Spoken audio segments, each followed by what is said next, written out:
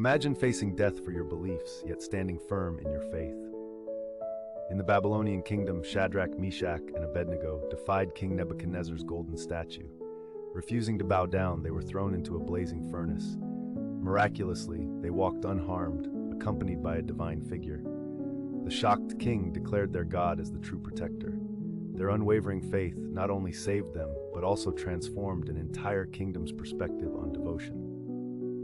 This powerful story reminds us that courage in faith can spark monumental change.